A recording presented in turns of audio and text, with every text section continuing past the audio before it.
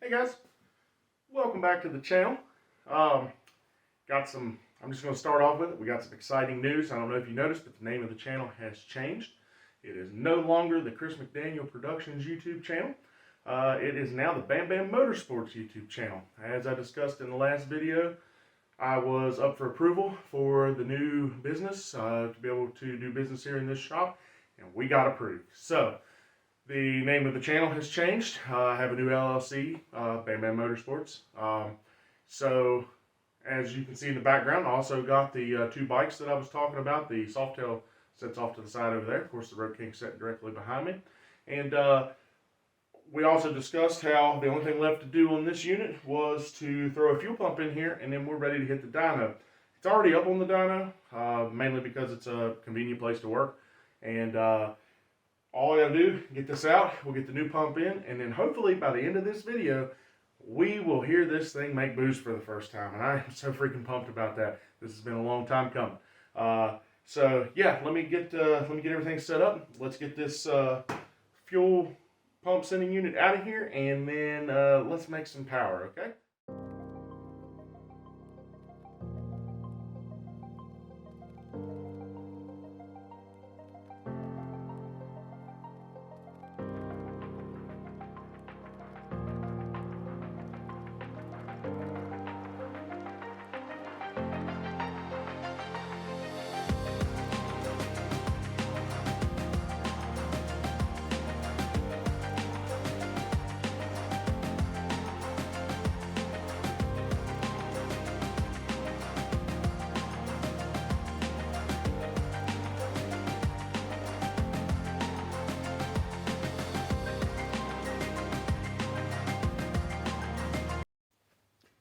Okay, got the sending unit pulled out. Really simple process. And this fuel pump swap looks like it's going to be fairly simple too. So when you order the Walbro kit, you get obviously the pump. You get this filter, this strainer, but I won't be using this strainer. This is a brand new strainer that I just put in not long ago, and it will fit on this pump. This one just wouldn't sit right in the tank, so it's pretty much useless in this application. The plug on the new pump is different than the old pump, so I'm going to have to splice in this new pigtail. Also not that big of a deal. On these sending units now, this is a 2012 bike, so it has a 5-gallon tank, so it does have a different sending unit than the earlier bikes, which I think, I could be wrong about this, I think it's 02 to 07. Someone correct me if I'm wrong on that. I've never owned a bike with the 3-gallon tank or whatever it was, but I do know for a fact they have a different sending unit. But the basic process is the same. Get the old pump out, get the new pump in, put a new line on it, splice in the connector, and you should be good to go. Just from looking at this, there are these two little clips down here that hold this strainer on. So it's as simple as popping that off. So strainer out. Then there is this cap, and you got these 3 little squeezy connectors that hold that on. Pop the connector off of the pump itself, and then at that point the pump is free to come out. But before I do that, I need to figure out how to get this line off of here. It looks like this is in some way crimped. This plastic accordion style line is crimped on here. And the reason they do the accordion line is because this can move around. I'm going to be going with this rubber line. Now this is really important. You have to get fuel line that says, let's see if I can get it in focus there, that says submersible on it, which it says it right here, yes, submersible, because this lays in fuel all the time. Your regular fuel line is only fuel rated on the inside. This needs to be fuel rated on the outside as well, or it will deteriorate. So give me a second. I'm trying to figure out how to get this piece off of here. I'm thinking a pair of pliers and just a lot of wiggling and cussing might get it done for me. Let's try a pair of pliers first. I may end up having to cut down the side to get this off. Yeah, it's looking like that is going to be my only option, because that does not twist the way that I want it to. So let me grab a razor blade.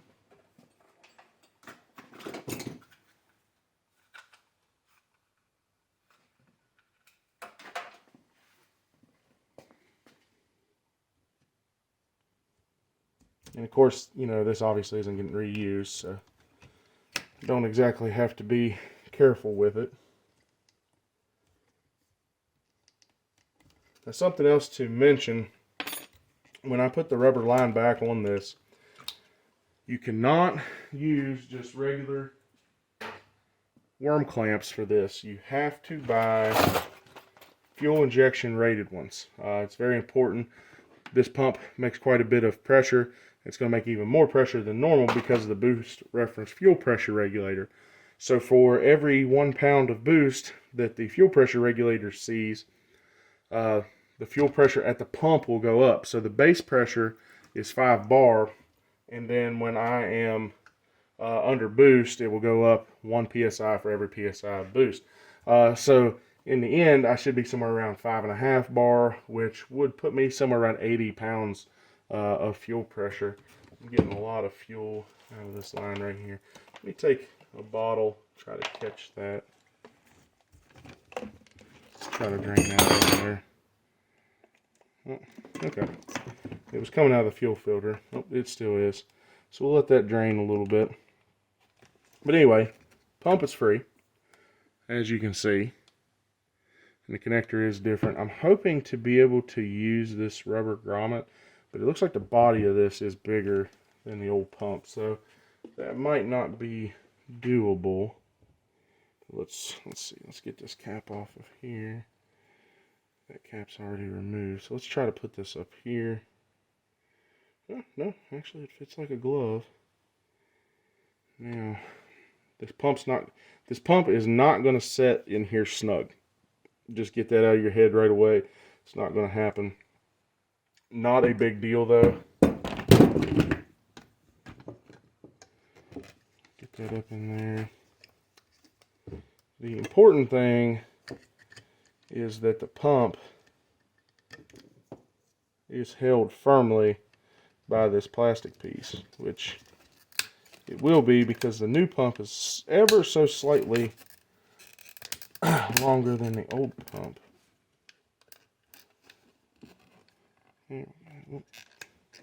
Okay, everything is in place there. Let's look at our strainer. I have the pump turned crooked. Gotta make sure our strainer kind of lines up in there. That's much better. And then you take the strainer, pop that unit right on there. So that is done. Don't worry about this little line here. This is the return line. So now I need to splice in this new connector, which I will do off camera because I don't think you guys want to see me cutting and soldering wires and whatnot. But let me get this connector soldered in, and then we need to take and cut a piece of fuel hose to go in right here. I'm going to leave just a little bit of extra so that it can, you know, flex around, and we'll be good to go there. Okay, so off camera, I got the new plug wired in. I got the fuel line on. Everything's buttoned up. So we should be able to just go ahead and put it back in the bike. When you do this, there is a purple wire here, and I'm not entirely sure what it's for. I think it's just a ground for the unit itself. I actually just had to get on the phone with Scott Fitzgerald to make sure that what I was doing was correct. So on the factory plug, you have purple, gray, and black. The new plug is just red and black. So you do black to black, gray to red. The purple wire doesn't get used at all. That's what I'm being told. So anyway, let's get this thing back on the bike, and then we should be able to make some boosts. Let's see what happens. All right, so it's the next morning. I got the fuel pump reinstalled. Everything seems to be good there. I've already got the bike warmed up. I'm just loading the new tune on it right now. Pulled some timing out. I pulled 1 degree for every pound of boost, just to start with, that's really conservative. So I think my total timing at 7 psi, which is where this wastegate spring should put me down around 21 degrees of timing. And then with the 100 octane Sunoco fuel, I don't see us having any knock problems.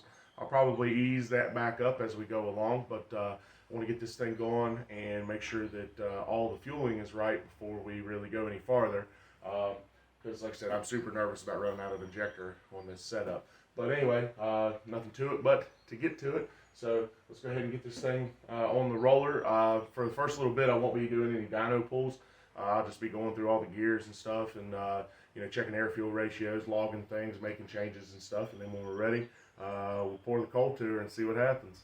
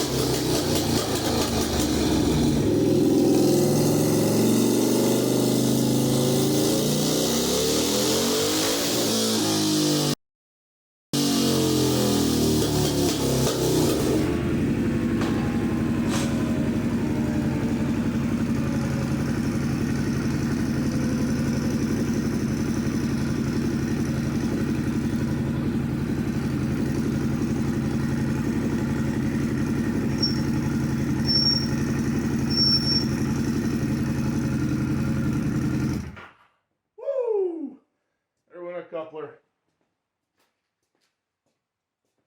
Well, we know one thing. She's making boost. Don't mind all the smoke and whatnot. It's just a bunch of oil and shit burning off of the exhaust. But yeah, I think we're going to end up having to weld a bead around this coupler here. She definitely wasn't happy. I seen 7 psi boost right before that let loose. I was just watching the gauge. It's hard for you guys to see, but there is a boost gauge right here. So yeah, let me get something figured out here. I may have to do some hairspray or maybe something on this. But yeah, that scared the shit out of me.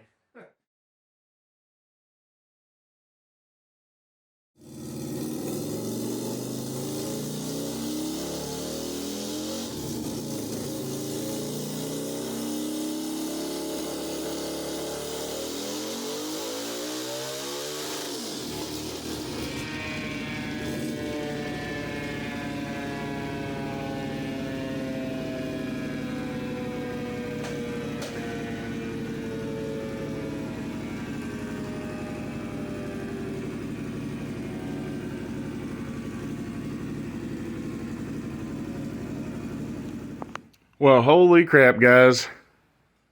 I would say today's dyno session is a success. The bike did literally exactly what I wanted to do. I wanted to make the same horsepower and torque as I was making on nitrous. but on turbo, so I didn't have to fill the bottles all the time at the track. And I hit it right on the money. I mean, right on the money. These are basically the exact same numbers that I put up at the Midwest Thunder Vrod Rally in 2021 on this exact same dyno. I bought this dyno off of Scott Fitzgerald. He's the last one to have dynoed it that high. And good God, this thing comes alive, guys. This thing is insane.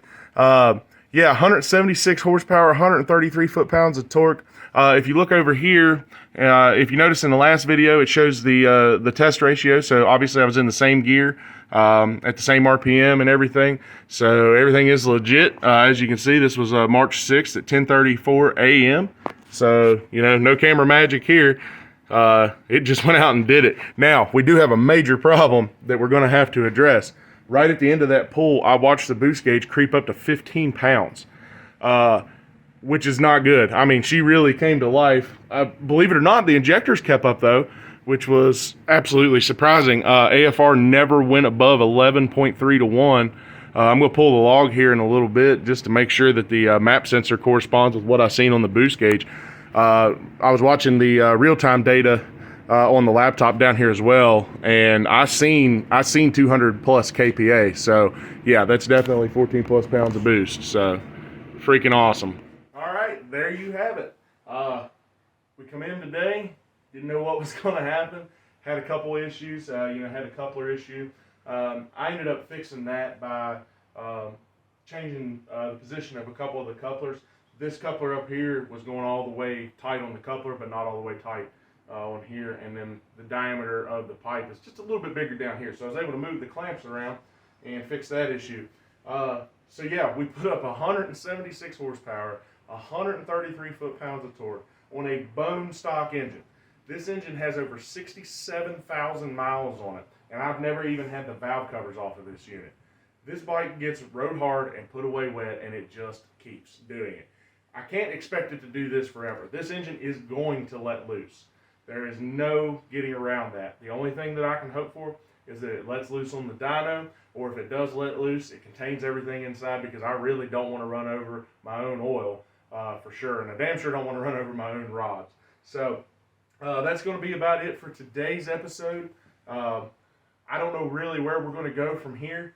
I've got to figure out the boost creep situation. Like I said, it creeped up to about 15 pounds right at the end of the run. It held 7 psi until right at 8,500 RPM, and then it spiked up. I am still running the stock internal wastegate on this cheap eBay turbo, which I think has a lot to do with it. I think what we're getting into is the wastegate just simply cannot flow enough for this kind of RPM, and when it gets up high in the RPM, it can't flow enough out of the wastegate, so it can't bleed off boost pressure. So I'm going to look into some things. I'm going to check and make sure that this is functioning the way that it should, but like I said, the log kind of shows that it is functioning. I'm above its limits. So what's probably going to end up happen is I'm going to have to put in an external wastegate somewhere. And the way I built this turbo kit, I really can't do a lot. There's just not enough room, like in my hot side here, to put an external wastegate.